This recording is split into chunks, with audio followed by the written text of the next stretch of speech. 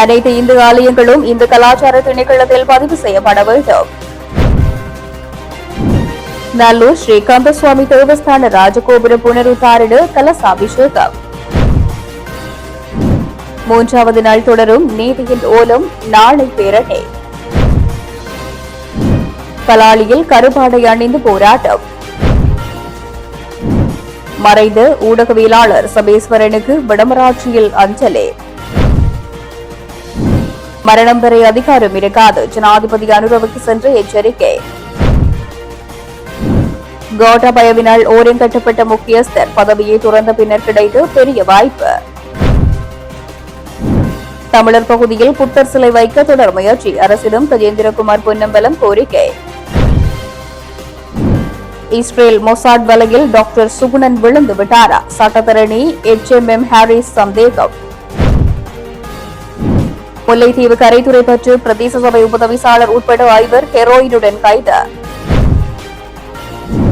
யாழில் ராணுவ சிப்பாய்க்காக கட்டப்பட்ட வீடு கையளிப்பு.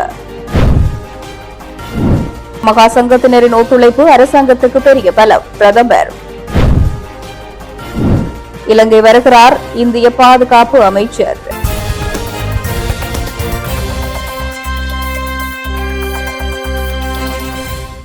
வடக்கு மாகாண சுற்றுலா அபிவிருத்தி பணியகத்தால் ஏற்பாடு செய்யப்பட்டு யாழ்ப்பாணத்துக்கு வருகை தாருங்கள் 2026 கலாச்சார மற்றும் உணவு திருவிழா நேற்றைய தினம் சனிக்கிழமை மாலை யாழ்ப்பாணம் ஊற்றவெளி மைதானத்தில் ஆரம்பமானது. யாழ்ப்பாணத்தின் தனித்துவமான கலாச்சாரம், பாரம்பரியம், கலை மற்றும் உணவு பண்பாட்டை உள்நாட்டு மற்றும் வெளிநாட்டு சுற்றுலாவிகளுக்கு அறிமுகப்படுத்தும் நோக்கில் இந்த உணவு திருவிழா ஏற்பாடு செய்யப்பட்டுள்ளது. நிகழ்வின் ஆரம்பத்தில் யாழ்ப்பாண பொது நூலகம் ஒன்றில் இருந்து கலாச்சார பவனியும் பழைய மோட்டார் வாகனங்களின் பவனியும் நடைபெற்றது. இதனைத் தொடர்ந்து நடைபெற்ற மேடை நிகழ்வுகளில் யாழ்ப்பாணத்தின் பாரம்பரியத்தையும் கலை பண்பாட்டையும் பிரதிபலிக்கும் பல்வேறு கலாச்சார நிகழ்வுகள் அரங்கேற்றப்பட்டன. இந்த நிகழ்வில் கடற்தொழில், நேரியல் மற்றும் கடல் வளங்கள் அமைச்சர் சந்திரசேகர், வடமாகாண ஆளுநர் வேதநாயகன், நாடாளுமன்ற உறுப்பினர்களான இளம்குமரன், ஸ்ரீபவானந்த ராஜா, உள்ளூராட்சி அமைச்சின் செயலாளர் சோதிநாதன், வடக்கு மாகாண சுற்றுலா அபிவிருத்தி பணியகத்தின் தலைவர் கலாநிதி விவேகானந்தன் உள்ளிட்டவர்கள் விருந்தினர்களாக கலந்து கொண்டனர். யாழ்ப்பாணத்துக்கு வருகை தாருங்கள் 2026 கலாச்சார மற்றும் உணவு திருவிழா நேற்றைய தினம் சனிக்கிழமை ஆரம்பமான உணவு திருவிழா நாளைய தினம் திங்கட்கிழமை காலை 10 மணி முதல் இரவு 10 மணி வரையும் நடைபெறவுள்ளது. மாலை நேரங்களில் பல்வேறு கலை மற்றும் கலாச்சார மேடை நிகழ்வுகளும் இடம்பெறவுள்ளன.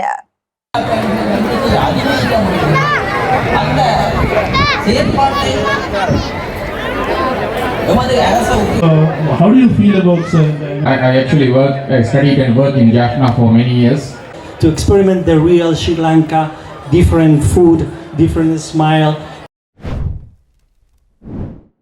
வரலாற்று சிறப்புமிக்க யாழ்ப்பாணம் நல்லூர் கந்தசுவாமி கோவிலின் பிரதான ராஜகோபுரம் இன்று புனருத்தாரணம் செய்யப்பட்டு மகா கலசாபிஷேகம் இடம்பெற்றது. 4ஆம் ரகுநாத மாபட முதலியாரால் அங்குரார்ப்பணம் செய்யப்பட்டு இன்றும் 11வது தேவஸ்தான அதிகாரியினால் இன்று புனருத்தாரணம் செய்து கலசாபிஷேகம் இடம்பெற்றது. இதேவேளை இன்று காலை 10 மணியளவில் வரலாற்று சிறப்புமிகு நல்லூர் கந்தசுவாமி ஆலயத்தின் மகோற்சவ கொடையேற்றத்திற்கான புனித கொடிச்சீலை பல தலைமுறைகளாக பேணப்பட்டு வரும் செங்கந்தூர் பரம்பரையின் பாரம்பரிய மரபுகளின்படி கல்வியங்காட்டில் அமைந்துள்ள அவர்களின் இல்லத்திலிருந்து எடுத்து வரப்பட்டது.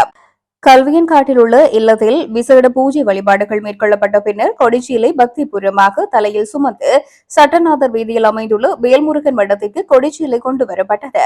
அங்கு சிறப்பு பூஜை வழிபாடுகள் இடம்பெற்றதைத் தொடர்ந்து பாரம்பரிய முறையில் சிறிய தேரில் கொடிச்சீலையை வைத்து பக்தர்கள் புடைசூழ நல்லூர் கந்தசுவாமி ஆலயத்தை நோக்கி எடுத்துச் செல்லப்பட்டது. தலைமுறையாக பேணப்பட்டு வரும் இந்த மரபு நல்லூர் கந்தசுவாமி ஆலய மகோற்சவத்துடன் இணைந்துள்ள பண்பாட்டு, ஆன்மீக மற்றும் பாரம்பரியத்தின் அழகிய அடையாளமாக திகழ்கின்றது.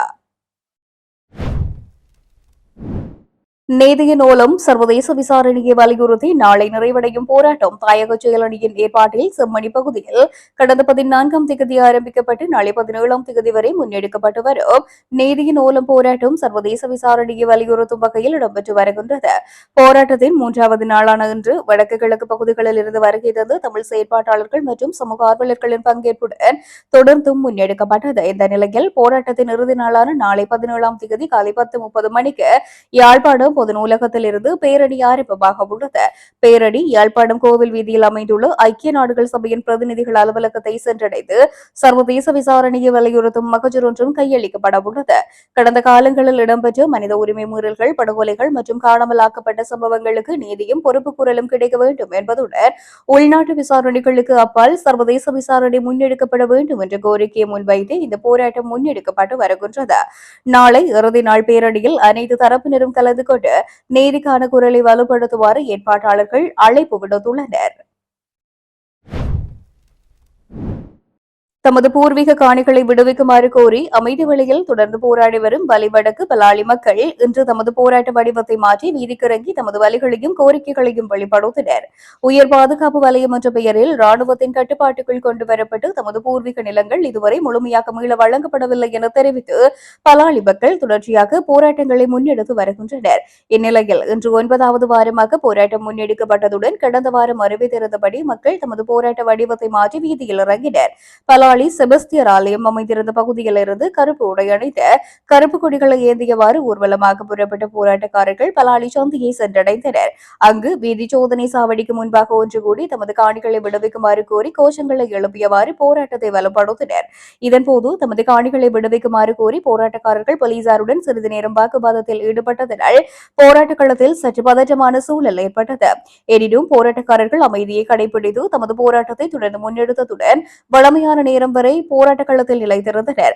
பல ஆண்டுகளாக அமைதி வழியில் போராடி வரும் பலாலி மக்களின் போராட்ட வடிவம் தற்போது படிப்படியாக மாறி வருகின்றது. தமது பூர்வீக நிலங்களை மீளப்பெறும் வரை போராட்டத்தை தொடரப்போவதாகவும் மக்கள் தெரிவித்துள்ளனர். அனைவருக்கும் வணக்கம். இன்றைய தினம் 9வது வாரமாக எங்களது பலாலி மண் விடுவிப்பு தொடர்பான போராட்டம் இடம்பெற்றுக் கொண்டிருக்கின்றன. இன்றைய நிலவரப்படி எங்களுடைய போராட்டத்தில் ஒரு மாற்றம், அதாவது செபஸ்டியார் ஆலய முன்ற வீதியிலிருந்து நடபவனியாக நாம் எமது அடையாளத்தை வைத்து நாங்கள் போராடி கோஷம் போட்டு வந்து நாங்கள் போலீஸ் காவலர்களுக்கு முன்னால் நமது கோஷத்தை போட்டு எங்களது காணிகளை விடுவிக்குமாறு மக்களுடன் மக்களாக போராடி இருந்தோம். உண்மையான நியாயமான போராட்டம். அவர்களுடைய காணிகளில் அவர்கள் தென்னந்தோட்டங்களையும் விவசாயங்களையும் செய்து தமது வருமானத்தை ஈட்டிக் கொண்டிருக்கிறார்கள். ஆனால் இங்கே மக்கள் வெயிலில் காய்ந்து தமது சொந்த காணிகளை விடுவிக்குமாறு இந்த வெயிலில் போராடி கொண்டிருக்கிறார்கள். அவர்களுடைய வேதனைகள் காலமாக தமக்கு முதுசமாக வழங்கப்பட்டதும் பரம்பரையாக வழங்கப்பட்ட இந்த காணிகளில் ஏன் இராணுவம் தமது வளர்ச்சிக்காக பயன்படுத்துகிறது என்றது அவருடைய கேள்வி. உண்மையும் அதுதான். கடந்த காலங்களில் அரசாங்கம் காணிகள் விடுவித்திருந்தாலும் இம்முறை வந்த அரசாங்கம் இதுவரை காலமும் தமிழ் எம்பிக்கள் 3 பேர் இருக்கிறார்கள் ஆளுந்தரப்பிலிருந்து. இந்த போராட்டத்தில் இதுவரை காலமும் வந்து பங்கெடுக்கவில்லை. எங்கள் மக்களுக்கான தீர்வை கூட இதுவரையும் கூறவில்லை. ஆனால் இங்கே அபிவிருத்தி என்ற போர்வையில் கட்டிடம் கட்டுவதாகவும் அடிக்கல் வைப்பதாகவும் செய்கிறார்கள். நாங்கள் அபிவிருத்தியை வரவேற்கிறோம். ஆனால் அடிப்படை தேவையான நமது மக்களின் காணிகளை விடுவிப்பது தொடர்பாக எந்த ஒரு அரசு எம்பியும் இதில் குரல் கொடுக்கவில்லை என்பது சரியான மனவேதனைக்குரிய விடயம். அந்த வகையில் மக்களோடு சேர்ந்து நாங்களும் இந்த காணியை விடுவிக்க கோரி மக்கள் போராட்டத்தில் ஈடுபட்டு வருகின்றோம். உண்மையிலே இந்த கண்டின் நடந்து கொண்டிருக்குது. வயது போன ஒரு ஐயாவுடைய கண்டின், அவரும் தளர்ந்த வயதில் வந்திருந்து இந்த போராட்டத்தில் மேற்கொண்டிருக்கிறார். அதே மக்களின் காணிகளில் வெண்டிக்காய் பயிற்சியை செய்து கிலோ 100 ரூபாய் அப்படி இந்த கண்டில் விற்கணும். உண்மையாக மனவேதனைக்குரிய விடயம் தான். இந்த இடத்துல தென்னம்பிள்ளை காணிகள் இருந்தது.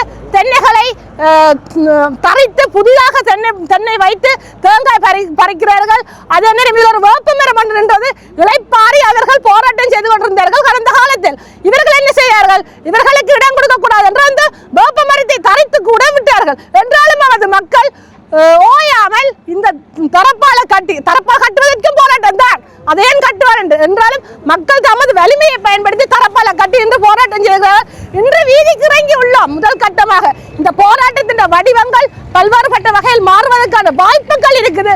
எனவே மக்களுடைய பலம் இவர்களுக்கு தெரிய வேண்டும். ஆனால் இதில் இருக்கும் போலீஸ்காரரையோ ஆமியோ நாங்கள் குறை சொல்லி பிரயோசனம் இல்லை. ஏனென்றால் அவர்கள் மாத ஊதியத்திற்கு வேலை செய்கிறவர்கள். இதை உண்மையாகவே ஜனாதிபதி அனுரகுமார திசாநாயக்கவால் இதை கண்காணித்து இதற்கான அவர்கள் வீடியோக்கள் பார்ப்பார்கள், யூடியூப்கள் பார்ப்பார்கள். அனைத்தையும் பார்த்துவிட்டு சும்மா இருந்து பிரயோசனம் இல்லை.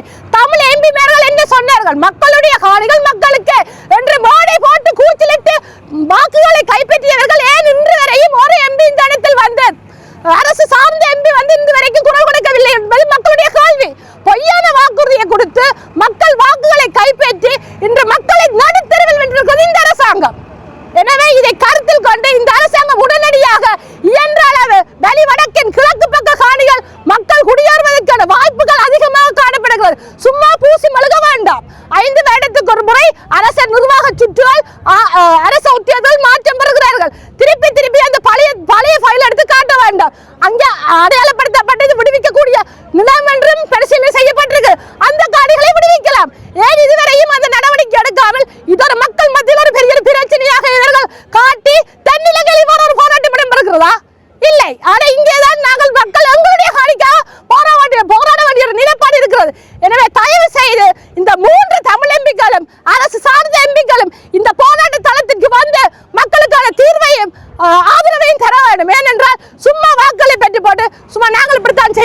காட்ட வேண்டிய தேவையில்லை என்பதை இந்த இடத்தில் நான் பதிவு செய்கின்றேன். ஆனாலும் எங்களுடைய காலங்காலமாக மதஸ்தலங்கள் எல்லாம் இங்கே இருந்தது, அதெல்லாம் தரமட்டமாக்கப்பட்டிருக்கு. மனவேதனைக்குரிய விடயம். அவர்கள் இறுதியாக கேட்பது என்னென்றால், தாங்கள் மடிந்தாலும் தமது பூத உடலை தமது காணிகளில், அதாவது மயானங்களில் புதைக்க வேண்டும் என்பதே அவர்களுடைய இறுதி ஆசை. அதையாவது இந்த அரசாங்கம் செய்யுமா என்பது ஒரு கேள்விக்குறி. ஆனால் செய்ய வேண்டும் என்பதுதான் மக்கள் இந்த போராட்டத்தில் ஈடுபட்டுகின்றார்கள். நன்றி, வணக்கம். வடக்கு பிரதேச சபையால ஒரு தண்ணீர் தாங்கி ஒன்று வைக்கப்பட்டிருந்தது. ஏனென்றால் போராட்டத்தில் ஈடுபடும் மக்கள் தமது தண்ணீர் தாகத்தை தீர்த்துக் கொள்வதற்காக அதையும் இந்த இராணுவமும் போலீசும் ஒரு மனிதாபமற்ற முறையில் அதையும் தூக்கி சென்று விட்டார்கள். என்றாலும் எமது மக்கள் எமது போராட்ட வலிமை பெறுவதற்காக இன்றும் தமது தேவைக்காக தாமலே அதுகளை ஏற்பாடு செய்து கொண்டிருக்கிறார்கள். இதுவும் எதிர்வரும் காலத்தில் இந்த சுயாதீன ஒரு உரிமை எங்களது காணியை கட்டு போராடுவதற்கான மனித உரிமைகளில் ஒன்று இருக்கின்றது. அதையும் இவர்கள் இனிவரும் காலத்தில் எவ்வாறு மறைப்பார்கள் என்று தெரியவில்லை. ஏனென்றால் இனிவரும் காலத்தில் இந்த தூணுகளை கலட்டினோம், அதற்கு ஏண்டா தரப்பால கட்டுறதுக்கு அந்த தூண் இருக்கிறதால வேப்பமரம் இருந்ததால வேப்பமரத்தை தரித்தார்கள். இந்த தூணை கலட்டுறதுக்காக தெரியவில்லை. என்றாலும் நாங்கள் வெயிலாக இருந்தாலும் மக்களுக்காக மக்களுடன் சேர்ந்து வயது முதிர்ந்தவர்கள் இங்கே காணப்படுகிறார்கள். அவர்களுடன் சேர்ந்து கூட நாங்கள் போராடுவதற்கு தயாராக இருக்கின்றோம். நன்றி. யாழ் தினக்குரல் பத்திரிகையின் முன்னாள் பிரதம ஆசிரியரான மறைந்த ஊடகவியலாளர் ஆறுமுகம் சபேஸ்வரன் அவர்களுக்கான நினைவேந்தல் நிகழ்வு மைக்கேல் நேசக்கரம் மற்றும் மைக்கேல் விளையாட்டுக் கழகத்தின் ஏற்பாட்டில் மைக்கேல் நேசக்கரம் அலுவலகத்தில் இன்றைய தினம் ஞாயிற்றுக்கிழமை இடம்பெற்றது. அதன்போது மறைந்த ஊடகவியலாளர் சபேஸ்வரனின் திருவுருவ படத்திற்கு அகவணக்கம் செலுத்தப்பட்டு ஈகைச் சுடர்கள் ஏற்றப்பட்டு மலரஞ்சலி செலுத்தப்பட்டது. தொடர்ந்து நினைவுரைகளை மூத்த ஊடகவியலாளர் தயாபரன், யாழ் தினக்குரல் பத்திரிகையின் முன்னாள் உதவி ஆசிரியர் பிருந்தாபன் பொன்ராசா, ஊடகவியலாளர்களான சசி, காண்டிபன் உட்பட ஊடகவியலாளர்கள் நிகழ்த்தினர். நிகழ்வில் ஊடகவியலாளர் சபேஸ்வரனின் நண்பர்கள், ஊடகவியலாளர்கள், மைக்கேல் நேசக்கரம் மற்றும் விளையாட்டுக் கழகத்தின் நிர்வாகிகள், உறுப்பினர்கள், பிரதேச மக்கள், சமூக ஆர்வலர்கள் என பலரும் கலந்து கொண்டு சபேஸ்வரன் அவர்களுக்கு அஞ்சலி செலுத்தினர். 159 பெரும்பான்மை ஆசனங்கள் இருக்கின்றன என்ற அகந்தையில் செயல்பட வேண்டாம். மரணம் வரை அதிகாரம் நிலைத்திருக்காது என்று பத்திரமுள்ள சீலரத்ன தேரர் ஜனாதிபதி அனுரகுமார் மற்றும் அவர் தலைமையிலான அரசாங்கத்துக்கு எச்சரிக்கை விடுத்துள்ளார். இலங்கை சட்டத்தரணிகள் சங்கத்தினரின் ஜனாதிபதியுடனான சந்திப்பு குறித்து ஊடகங்களுக்கு கருத்து தெரிவிக்கும் போது அவர் இவ்வாறு குறிப்பிட்டுள்ளார். அவர் தொடர்ந்தும் தெரிவிக்கையில், நீதிபதிகளின் ஓய்வு பெறும் வயதை அதிகரிப்பது தொடர்பில் அண்மையில் இலங்கை சட்டத்தரணிகள் சங்கத்தினருக்கும் ஜனாதிபதி அனுரகுமார திசாநாயக்கவுக்கும் இடையில் சந்திப்பு ஒன்று இடம்பெற்றது. இந்த சந்திப்பில் ஜனாதிபதி பேசிய விடயங்களை மட்டுமே ஜனாதிபதி ஊடகப் பிரிவு மக்களுக்கு வெளிக்காட்டியுள்ளது. ஆனால் இந்த சந்திப்பில் சட்டத்தரணிகள் சங்க தலைவர் மற்றும் பிரதிநிதிகள் முன்வைத்த கருத்துக்களை மக்களுக்கு வெளிப்படுத்தாது ஜனாதிபதி ஊடகப் பிரிவு மூடி மறைத்துள்ளது. ஜனாதிபதியை மட்டும் போற்றி புகழும் இந்த அதிகாரிகளால் மக்களிடத்தில் விமர்சனத்துக்குள்ளாவது ஜனாதிபதியாகும். எனவே ஜனாதிபதி அனுரகுமார் தன்னை சுற்றியுள்ள அதிகாரிகள் குறித்து மிகுந்த எச்சரிக்கையுடன் இருக்க வேண்டியது அவசியம். நாட்டின் தற்போதைய நிலையில் நீதிபதிகளின் பதவிக்காலத்தை நீடிப்பது அவசியமற்றது. அரசியல் அமைப்பின் 22வது திருத்தம் கொண்டு வரப்பட உள்ளது. எதிர்வரும் 18ஆம் தேதி நாடாளுமன்றத்துக்கு இந்த சட்டமூலம் வருகின்றது. இதற்கு ஆளும் தரப்பினரும் கை உயர்த்தக்கூடாது. மனச்சாட்சிக்கு விரோதமாக செயல்பட விரும்பாதவர்கள் 18ஆம் தேதி விடுமுறை எடுத்துக்கொண்டு மண்வெட்டியோடு தங்களுடைய வயலுக்கு சென்று விவசாய வேலையாவது செய்யுங்கள். அதை விடுத்து 159 பெரும்பான்மை இருக்கிறது என்ற அகந்தையில் செயல்பட வேண்டாம். மரணம் வரையில் அதிகாரம் நிலைத்திருக்காது என குறிப்பிட்டுள்ளார். கோட்டபய ராஜபக்சவின் ஆட்சிக் காலத்தில் எனக்கு உரிய மதிப்பு அளிக்கப்படவில்லை. இதன் காரணமாக அதிருப்தி அடைந்ததாலேயே நான் நாடாளுமன்ற உறுப்பினர் பதவியிலிருந்து விலகினேன் என்று அமெரிக்காவுக்கான இலங்கையின் முன்னாள் தூதுவர் மஹிந்த சமரசிங்க தெரிவித்திருக்கின்றார். தனியார் ஊடகம் ஒன்றின் நிகழ்ச்சி ஒன்றில் கலந்து கொண்டு கருத்து தெரிவிக்கும் போது அவர் மேற்கண்டவாறு குறிப்பிட்டுள்ளார். தொடர்ந்தும் தெரிவிக்கையில், அமெரிக்காவுக்கான இலங்கையின் தூதுவர் என்ற பதவியை வைத்துக் கொண்டு நான் ஒருபோதும் அரசியல் செய்ததில்லை. இதனை ஜனாதிபதி அனுரகுமார திசாநாயக்க நன்கு அறிவார். முன்னாள் ஜனாதிபதி கோட்டபய ராஜபக்சவின் ஆட்சிக் காலத்தில் வரும் பின்வரிசை உறுப்பினராகவே நான் இருந்தேன். எனக்கு உரிய மதிப்பு அளிக்கப்படவில்லை. அந்த ஆட்சியில் கடும் அதிருப்தி அடைந்ததாலேயே நானாக சுயவிருப்பின் அடிப்படையில் நாடாளுமன்ற உறுப்பினர் பதவியை துறந்து அரசியலில் இருந்து வெளியேறினேன். இதனை அடுத்து அமெரிக்காவுக்கான தூதுவராக நியமிக்கப்பட்டேன். தூதுவராக நியமிக்கப்பட்டதன் பின்னர் நான் ஒருபோதும் அரசியல் செய்யவில்லை. தூதுவராக நியமிக்கப்பட்ட காலத்தில் இருந்து பதவி விலகும் வரை இலங்கைக்கு பயன்பெறும் வகையில் செயல்பட்டேன். அமெரிக்காவிடம் இருந்து இலங்கைக்கு பல ஒத்துழைப்புகளை பெற்றுக் கொடுத்துள்ளேன். தூதுவராகவும் ஒரு அரசியல்வாதியாகவும் நாட்டுக்கு என்னால் முடிந்த சேவைகளை ஆற்றியுள்ளேன். தூதுவராக நான் பணியாற்றியதையிட்டு மகிழ்ச்சி அடைகின்றேன் என்றார். வவுனியா ஓமந்தை போலீஸ் நிலையத்துக்கு அருகில் உள்ள காணியில் புத்தர் சிலை ஒன்றை அமைத்து அந்த காணியை சட்டவிரோதமாக ஆக்கிரமிப்பதற்கான முயற்சிகள் முன்னெடுக்கப்பட்டு வருவதாக பொதுமக்கள் குற்றம் சாட்டியுள்ளனர். இதனை அடுத்து தமிழ் தேசிய மக்கள் முன்னணியின் தலைவரும் நாடாளுமன்ற உறுப்பினருமான கஜேந்திரகுமார் பொன்னம்பலம் உட்பட குழுவினர் ஓமந்தை பகுதிக்கு நேரில் சென்று கள ஆய்வு ஒன்றை செய்துள்ளனர். இது தொடர்பான அவசர முறைப்பாடு தமிழ் தேசிய மக்கள் முன்னணியின் கவனத்திற்கு கொண்டு செல்லப்பட்டுள்ளது. அரசங்குளத்தில் போலீஸ் நிலையத்தின் பயன்பாட்டுக்காக 5 ஏக்கர் காணியும் கட்டடங்களும் ஏற்கனவே ஒதுக்கப்பட்டிருந்த போதிலும் போலீசார் அங்கு செல்லாமல் தொடர்ந்து மறுத்து வருகின்றனர். தற்போது பலநோக்கு கூட்டுறவு சங்கத்திற்கு சொந்தமான காணியிலேயே போலீஸ் நிலையம் இயங்கி வருகின்றது. இந்நிலையில் போலீஸ் நிலையத்திற்கு அருகாமையில் உள்ள மேலதிக காணியை ஆக்கிரமித்ததால் ஓமந்தை பிரதேசத்தின் எதிர்கால அபிவிருத்தி திட்டங்கள் கடுமையாக பாதிக்கப்படும் அபாயம் நிலவுவதாக பொதுமக்கள் அச்சம் வெளியிட்டுள்ளனர். பொதுமக்களின் கோரிக்கையை ஏற்று தமிழ் தேசிய மக்கள் முன்னணி தலைவரும் நாடாளுமன்ற உறுப்பினருமான கஜேந்திரகுமார் பொன்னம்பலம், சட்டத்திரணி காண்டீபன், வவுனியா வடக்கு பிரதேச சபையின் உபதவிசாளர் சஞ்சுதன், பிரதேச சபை உறுப்பினர் பிரதீபன், வவுனியா மாநகர சபை உறுப்பினர் தர்மா மற்றும் மாவட்ட அமைப்பாளர் தவபாலன் ஆகியோர் சம்பவ இடத்துக்கு நேரில் சென்று கள ஆய்வு ஒன்றை மேற்கொண்டுள்ளனர். சட்டவிரோத நில ஆக்கிரமிப்பு மற்றும் புத்தர் சிலை அமைக்கும் முயற்சிக்கு எதிராக உடனடி சட்ட மற்றும் அரசியல் ரீதியிலான அடுத்த கட்ட நடவடிக்கைகள் முன்னெடுக்கப்படும் என்றும் அவர்கள் இதன்பொழுது தெரிவித்தனர். இஸ்ரேலின் மொசாட் உளவு அமைப்பு கிழக்கு மாகாணத்தில் பொத்துவிலும் நாட்டின் பல நகரங்களிலும் மீண்டும் காலூன்றி வருகிறதா என்ற சந்தேகம் எழுந்துள்ளதாக தெரிவித்து முன்னாள் பாராளுமன்ற உறுப்பினரும் சட்டத்தரணியுமான HMM ஹாரிஸ் டாக்டர் சுகுணன் அதன் வலையில் விழுந்து செயல்படுகிறாரா என்றும் கேள்வி எழுப்பியுள்ளார். அம்பாறை மாவட்டம் கல்முனையில் சனிக்கிழமை இரவு இடம்பெற்ற ஊடகவியலாளர் சந்திப்பில் கலந்து கொண்டு அவர் இவ்வாறு தெரிவித்தார். கல்முனை வடபகுதியை எடுத்துக்கொண்டால் மட்டக்களப்பு தமிழ் எல்லை பிரச்சனை, அதாவது மட்டக்களப்பு தமிழ் மக்களுக்கும் குறிப்பாக கல்முனை எல்லை தமிழ் பெரிய நிலால் மக்களுக்கும் இடையிலான பிரச்சனை இருந்து வரலாறு.